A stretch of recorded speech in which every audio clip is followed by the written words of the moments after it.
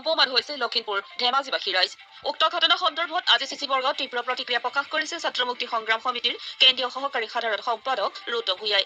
লখিমপুৰ ধেমাজিবাসী ৰাইজৰ জীৱন জীৱিকাৰ স্বাৰ্থত নামনি সোৱণশিৰি জলবিদ্যুৎ প্ৰকল্প চিৰদিনলৈ বন্ধ কৰি দিয়াৰ দাবী জনাইছে ছাত্ৰ মুক্তি সংগ্ৰাম সমিতিয়ে। Halo missing ragam ngoproklo norobu adi YouTube channel takam kumruk sudum silo bikhek nolukolop এই খবৰ জনাব বিচাৰিছো যে আইপে মুলুক গুগামুখ ধেমাজি মাজুলী লখিমপুৰকে লেগাং আইপে পাছকাৰ নাম খবৰ ক এদ হল যেটো NHPC জলবিদ্যুৎ প্ৰকল্পৰ যেটো গৰা ক নাম ক আজাৰন পদোদয় কাপে গৌৰব কলুজি এদমা জগ নলু কালক পলাই ধেমাজি লখিমপুৰ কাৰণে বৃহৎ জলমা সঠিক যি NHPC নামনি সোৱণশিৰি জলবিদ্যুৎ প্ৰকল্প নিৰ্মাণ কৰি আছে। এই প্ৰকল্পটো আমি আৰম্ভণিৰ পৰাই তীব্ৰ বিৰোধিতা কৰি আহিছোঁ আৰু প্ৰকল্পটো বন্ধ কৰি দিবৰ কাৰণে আমি চৰকাৰক আবেদন নিবেদন আৰু আন্দোলনো কৰিছোঁ।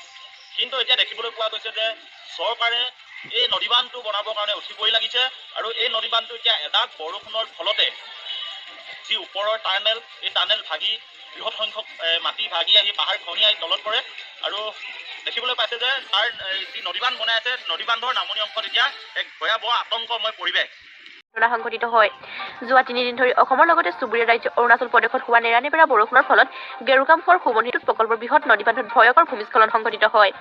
চুইচ গেটৰ ওপৰৰ অংশত থকা লেফ্ট বেংকৰ পাহাৰত ভূমিস্খলন নিৰ্মাণ কাৰ্য চলাই আছে আৰু ইতিমধ্যে বহু কেইবাৰ ভূমিস্খলন হৈছে আৰু যোৱাকালিও বাওঁফালে ভূমিস্খলন হোৱা বুলি আমি জানিব পাৰিছোঁ আৰু এই কাৰ্যক আমি তীব্ৰভাৱে ধিক্কাৰ দিছোঁ, গৰিহণা দিছোঁ। যিহেতু আমাৰ নামনি অংশত বসবাস কৰা লখিমপুৰ, যোৰহাট, মাজুলী আৰু বিশ্বনাথবাসী ৰাইজৰ জীৱনৰ সুৰক্ষাৰ কথা নাভাবি কেৱল বান্ধৱী আৰু বৃহৎ পুঁজিপতিসকলৰ স্বাৰ্থত কেন্দ্ৰীয় চৰকাৰে যি এই বৃহৎ নদীবান্ধ নিৰ্মাণ কৰি আছে তাক অতি শীঘ্ৰে আমি বন্ধ কৰিবৰ বাবে যুৱ ছাত্ৰ ধেমাজি জিলা সমিতিৰ ফালৰ পৰা আহ্বান জনাইছোঁ আৰু দাবী উত্থাপন কৰিছোঁ। অন্যথা যুৱ ছাত্ৰ পৰিষদে কিন্তু অনাগত দিনত ৰাইজৰ সহযোগত পুনৰ এই NHPCৰ বিৰুদ্ধে গণতান্ত্ৰিক আন্দোলন গঢ়ি তুলিবলৈ বাধ্য থাকিব।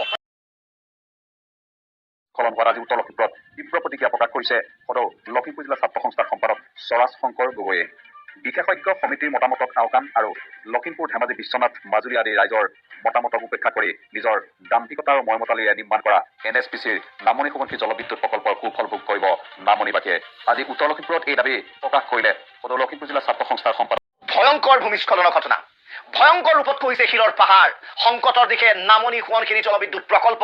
স্লুইচ গেটৰ ওপৰ অংশৰ লেফ্ট বেংকত ভূমিস্খলন, লেফ্ট বেংকৰ ডাইভাৰ্চনেল চেনেলৰ ওপৰত ভূমিস্খলন। নদীবান্ধৰ সুৰক্ষাক লৈ আকৌ প্ৰশ্ন উঠিছে। এই নদীবান্ধক লৈ এটা সময়ত বিভিন্ন দল সংগঠনে প্ৰতিবাদ সাব্যস্ত কৰিছিল।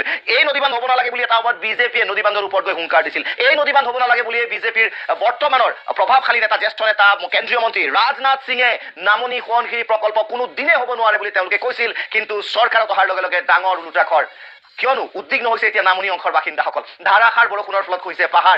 NHPCৰ বিৰুদ্ধে সৰব বিভিন্ন দল সংগঠন। অৱশ্যে চৰকাৰে ইতিমধ্যে প্ৰায় কাম সম্পূৰ্ণ কৰিছে। NHPCৰ পৰা বিদ্যুৎ উৎপাদনৰ সম্পূৰ্ণ যোজা কৰিছে চৰকাৰে। কিন্তু আনফালে দেখা গৈছে যে জলবোমাত যেন পৰিণত হৈছে NHPCয়ে। বাৰে বাৰে বিশেষজ্ঞ কমিটিয়ে এই কথাটো কৈছে যে অসমৰ যি ভূমি, বিশেষকৈ সোৱণশিৰি যিটো টাইমত বৃহৎ নদীবান্ধ নিৰ্মাণ কৰা হৈছে, সেই বৃহৎ নদীবান্ধৰ উপযোগী নহয়। এই কথা বিভিন্ন দল সংগঠন